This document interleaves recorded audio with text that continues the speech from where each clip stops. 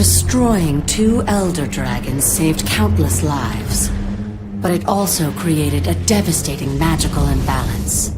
Unique energy spectrums from the dead dragons surged across the globe. The world's magic devolved into chaos as the unbound dragon power spread and merged into dangerous new forms.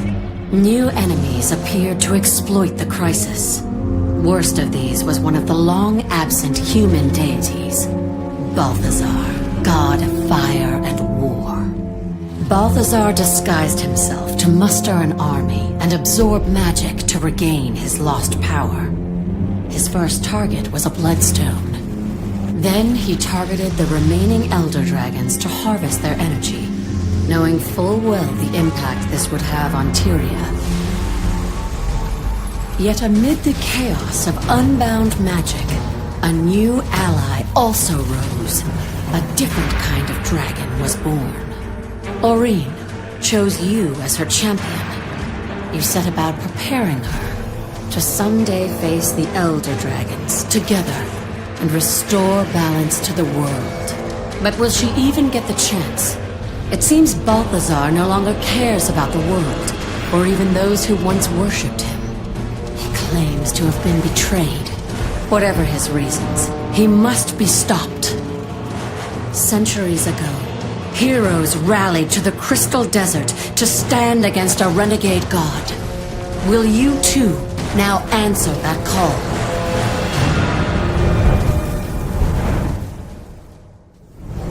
Hello everyone, and thank you for joining us today as we announce the next expansion for Guild Wars 2. Those of you who've been following us this past year know that we've been all about delivering a steady stream of quality new content.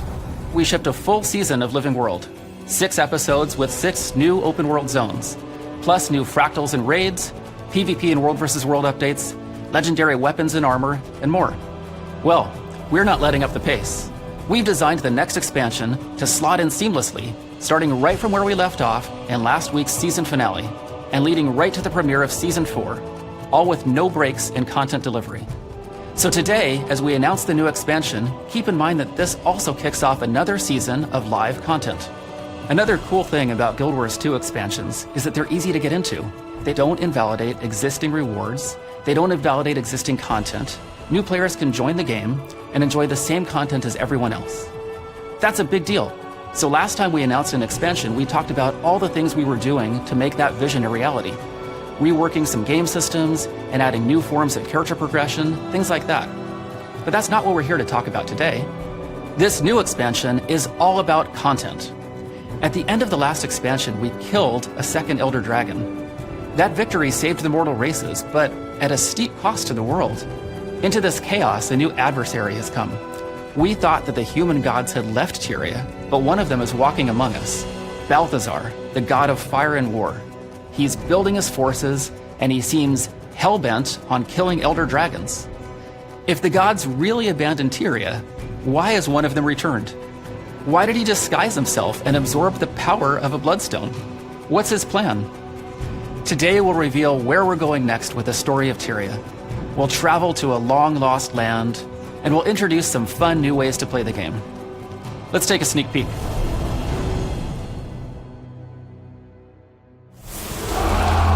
Commander, there's something I have to tell you. I went into the mists after my sword, but I found something else.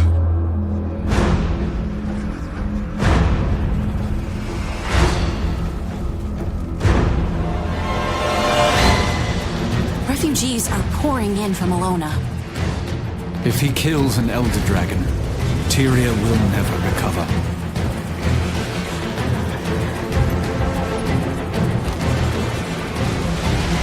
I cannot stand in the glory of Balthazar's light.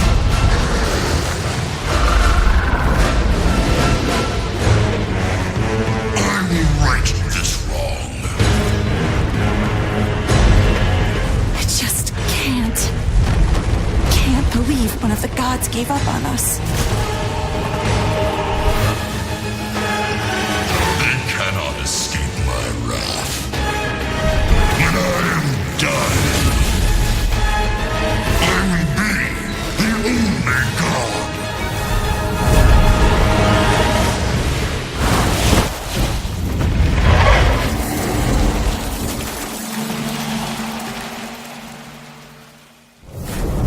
The next expansion for Guild Wars 2, Path of Fire. Path of Fire continues the story right where we left off, tracking Balthazar as he hunts an Elder Dragon. We're adventuring into the Crystal Desert for the first time since the original Guild Wars. This is the same Crystal Desert where the friendly dragon Glint once lived. The same Crystal Desert where humans once went to commune with their gods. It's been cut off from the outside world for 250 years, and now it's time to return. Path of Fire contains 5 new open world zones. They're huge. These are the largest zones we've ever shipped. And because there's so much land to cover, this is the perfect time to introduce mounts. The Raptor, the Springer, the Skimmer, and the Jackal. Each mount has its own unique movement ability, and you can use these abilities to explore every nook and cranny of the desert. We're also introducing 9 new elite specializations that will evolve your profession with all new tactics and combat abilities to master.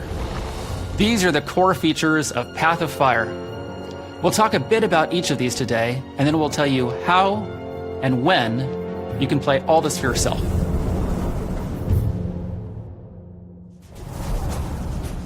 In Path of Fire, we were returning back to the Crystal Desert and to Northern Alona. We wanted to go back to a place that means a lot to players and has history for the franchise, but we wanted to look at something that is now fresh. The last time we visited the Crystal Desert was in Guild Wars Nightfall. That was 250 years ago, so a lot has changed in that time. There are iconic locations and landmarks that will be very recognizable for players who are familiar with the Guild Wars franchise, but at the same time, we're building the lore and the story in such a way that if you weren't there for the beginning, it's absolutely fine. We're going to help bring you along for this ride. There's a crisis going on in Alona, in an area that we have not been back to in 250 years. Path of Fire starts with reports that Balthazar has been wreaking havoc in the desert. Balthazar is the human god of war and fire. Last we had heard that the gods had kind of stepped away from Tyria. Human players have been worshipping him since Guild Wars 1. But then he shows up and he's not benevolent, right? He has his own goals and he clearly doesn't care about who gets harmed in the way. Everyone in Alona has the exact same questions. Why are the gods walking amongst us? Does this mean the gods are coming back? We don't know what he hopes to achieve at this point, and that's what you and everyone in the region is trying to figure out. Palawa Joko has risen into power. He has brought with him an army of undead, and he has totally warped the culture that is there. The civilians believe that he is their rightful ruler. He is their rightful king. How is this region dealing with these crises? What different powers are taking advantage of the scenario? How are they trying to solve it? And how can you as the player try to help? It's already this volatile mix of different forces in the region. One of the first factions you're going to encounter are the Forged, Balthazar's army. Living armor created only to serve Balthazar. They're ruthless, and they're just dedicated to achieving his goals. Another faction that you're going to be seeing is the Awakened, the army of the ruler of the land, Palawa Joko. Undead forces, they still have some remnants of memories. They're sentient, but they will do anything for their master. You've also got Kralkatork and the Branded. Mindless elemental stripped of their original self by Kralkatork's power. And of course the player is being asked to, come do the hero thing. So the player needs to form a new coalition here in the desert. Path of Fire has a great combination of old friends and new, who all have very different perspectives on Balthazar. You've got your warriors like Ritlock, and you've got Casimir, and these people all get together to help the commander, the player. Path of Fire is going to bring 5 whole new maps to the game. 5 maps that are bigger than any map we've done before. We'll see things that have shifted the landscape and see things in a very unique way. So when people talk about deserts, they think sand, flat stretches, but that's not actually true, right? It's not just, one massive desert that we're exploring, it's all these different biomes coming together. The maps go tall, the maps go wide, the maps go under and around in places. We've really decided to bring exploration and discovery back to the forefront of Guild Wars 2. There's elements that make each map unique, but we've also got elements that kind of tie all the maps together. We're going to have bounties now that players can hunt dangerous creatures that have been threatening the people of Alona. World events, bosses. With the mounts, of course, we're going to have races. Content both old and new to get players engaged. In Path of Fire, we really wanted to get back to the roots of what made Guild Wars 2 unique and fantastic. People who are playing through the main story will really enjoy both the depth and the breadth of experiences they are able to have. The interesting characters who, if they go just a little bit further, they'll run into. Massive maps that are fully explorable, freedom that we haven't necessarily seen as in-depth as when we launched with the original Guild Wars 2. There's some really cool surprises we're building in. I want them to find this world as exciting and interesting and complex as anything we've ever created. And I want them to feel like they have a place in it too.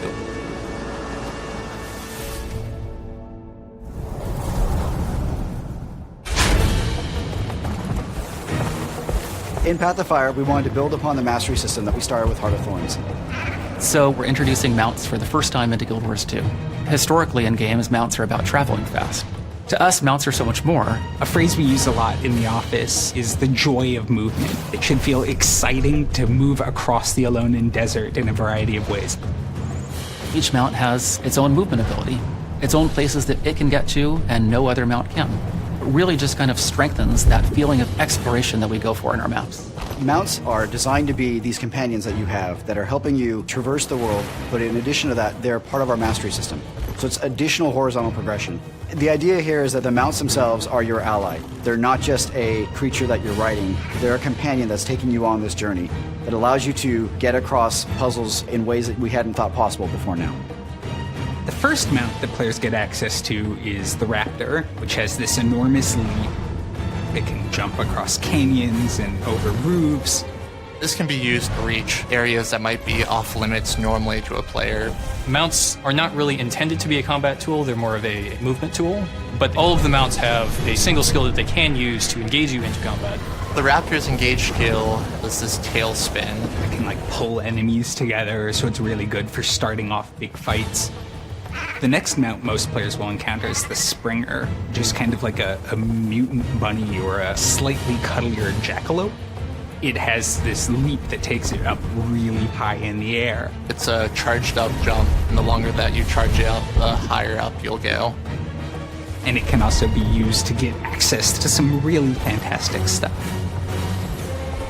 The Skimmer is a really interesting mount. It's this manta-like creature with undulating wings and a strange mystical vibe. He always hovers some distance over the ground. That means he also hovers over things like water or other things that normally would stop your motion. If you're interested in getting to the most forbidding areas, it's going to be really awesome to have the Skimmer. The Jackal is a beast all unto itself. It's created with magical energies, it's living dust. Its primary movement tool is to blink forward a very short distance, so you can use it to cross short gaps. Unlike the Raptor, he's able to change direction in midair, so you can solve certain puzzles that need precise directional movement. I think there'll be some really interesting things for players to do. Each mount is a tool. When you come to a space, there's different ways to get through the same places, different ways to approach.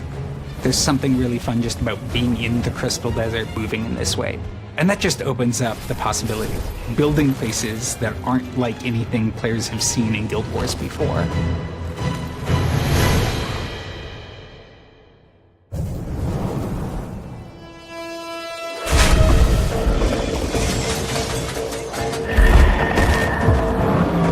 With Path of Fire, we're offering 9 new elite specializations, 1 for each of the classes. And the idea behind the specialization, it's another way to customize your playstyle. In a lot of ways, that gets back to what Guild Wars has been about from the beginning. Character progression doesn't just mean getting better, getting more powerful. Character progression means having new options, more things that I can do, more strategies that I can employ. What that means for the player is that they can experience the game in a lot of different ways.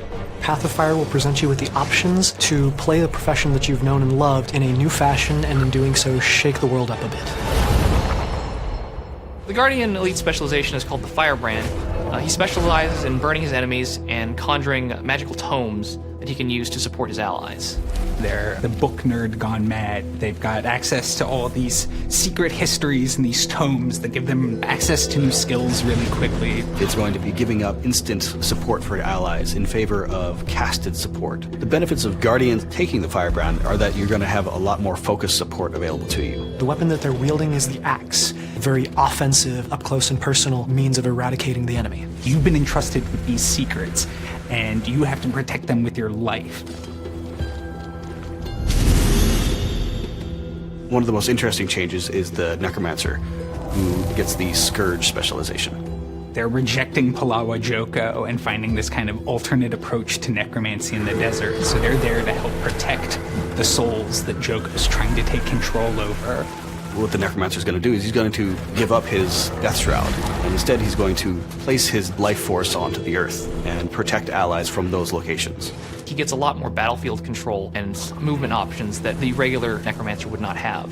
The Scourge gets the Torch as an offhand weapon, protecting their allies with it, and lighting the way to, well, damnation for their enemies. The new elite specialization for the Thief is the Deadeye. They run with the rifle. The rifle gives them a lot more range. It lets them tackle certain problems from a distance that normally they'd have to face up front. They form a contract to take out a particular individual, and then they execute on that. The Deadeye would have me terrified, that there's someone out there stalking me, waiting for me to make a mistake so they can take me down. They're mercenaries, they're assassins, they're trained hunters. Great to have on your side. Don't get them upset. The Mesmer specialization, the Mirage, focuses on being a very deceptive combatant in close melee range. They blend into basically whatever their surroundings are, camouflaging themselves so that you can't see them, and while they're doing this, they can strike at you from multiple directions. The other interesting thing about the Mirage is that it has a different dodge mechanic. They have a blur effect that allows attacks to pass through them rather than them moving out of the way of the attack. The idea that there are folks who now can manipulate the desert itself to kind of provide power to their illusions and phantasms, I think it's a really cool direction for the Mesmer to step in. So the warrior specialization is called the Spellbreaker, and I guess as the name implies, it's a warrior who kind of specializes in fighting magic users. These folks were members of the Sunspear Order, chosen guardians of Alona.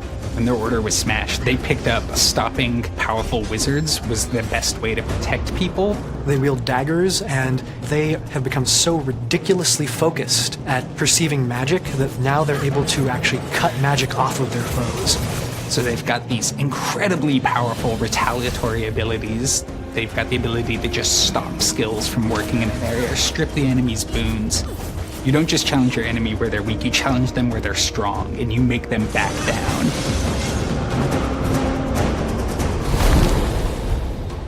The Weaver is an elementalist who has decided that they are going to specialize in the desert in wielding multiple attunements at once. Elementalists normally cycle through their magic one after the other, but the Weaver is combining them and creating these new elements out of the two, this kind of hybrid magic. The Weaver can have 2 fire skills, 2 water skills, and then a 5th skill that is a fire and water skill simultaneously. The weapon that they're going to be wielding is one that elementalists have long requested, the sword. So they will be picking up the access to imbue their blades with sabers of lightning, earthen hilts. Playing a Weaver has this really interesting rhythm to it that is really cool. You can really surprise your opponents, catch people off guard, and keep a sense of flexibility. Your enemy doesn't know what you're about to do, and I think there's something really cool there. The Soul Beast is our ranger specialization that allows rangers to combine their spirits with their pet.